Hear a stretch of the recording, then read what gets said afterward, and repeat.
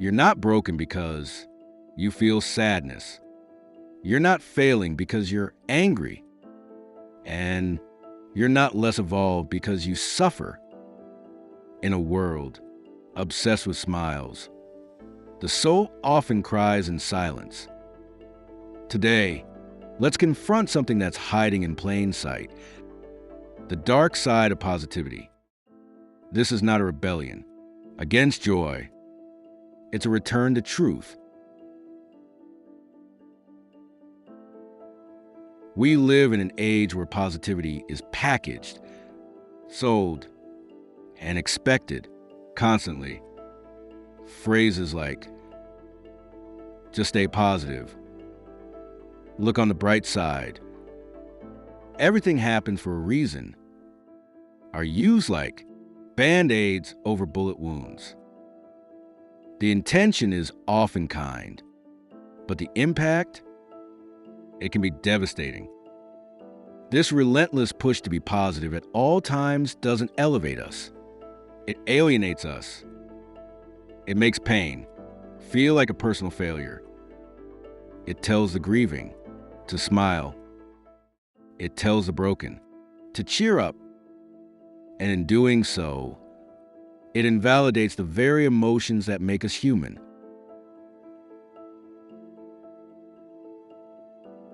Toxic positivity is the belief that, no matter how difficult a situation is, people should maintain a positive mindset. But here's the truth. Real strength is not about pretending everything is okay. Real strength is being honest enough to say, this hurts. Positivity becomes toxic when it dismisses reality, minimizes pain, and silences authenticity. It says, don't be sad, when what we really need to hear is, it's okay to feel what you're feeling.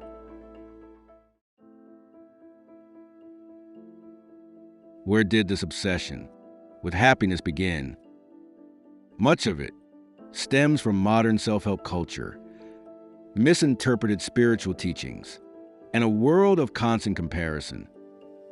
We're taught that happiness is the goal, that anything less is failure. But Stoic philosophers like Epictetus and Marcus Aurelius never sought happiness. They sought clarity, virtue, and equanimity because they understood life is not about feeling good. It's about being good. Emotions are not enemies. They're messengers. Suppress them, and you suppress truth. When positivity becomes mandatory, it breeds despair. People begin to feel defective for experiencing natural emotions. They begin to think, if I can't be happy like them, what's the point? This often leads to nihilism, the belief that life is meaningless, that nothing matters. But nihilism isn't the opposite of positivity. It's the result of faking it too long. When your soul isn't allowed to express itself honestly, it starts to decay in silence.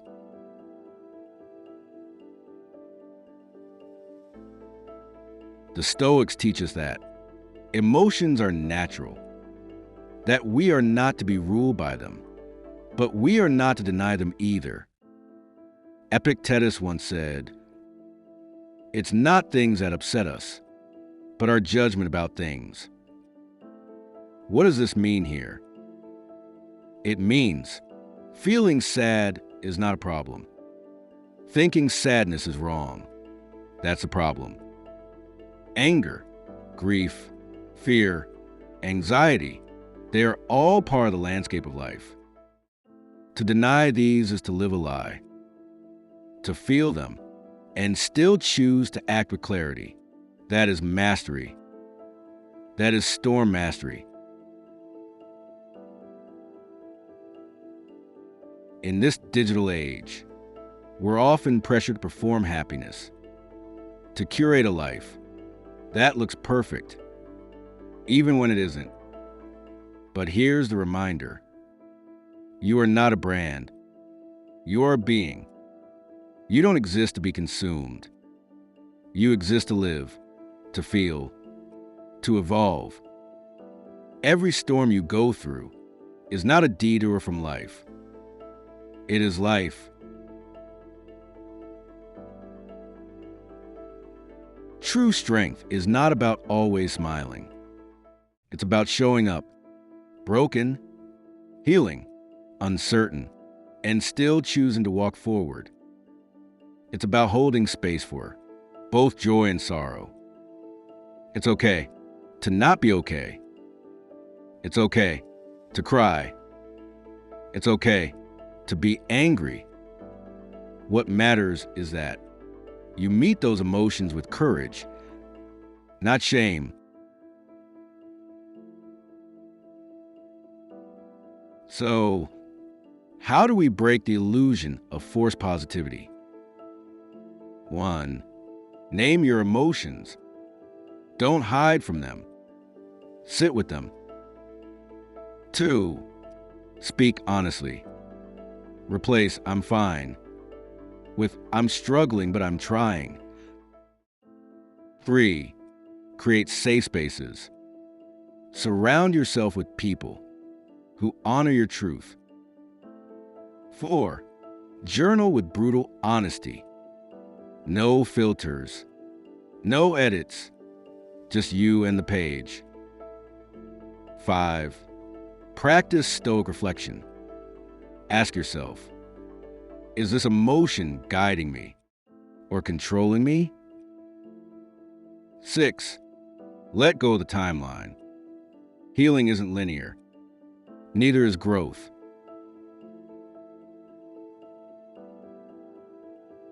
Happiness is not the goal. Wholeness is. And wholeness comes from embracing the light and the dark. So, the next time life shakes you, the next time the storm rolls in, don't force a smile. Instead, look at the storm and say, this too is part of me. The goal isn't to be happy all the time. The goal is to be fully alive.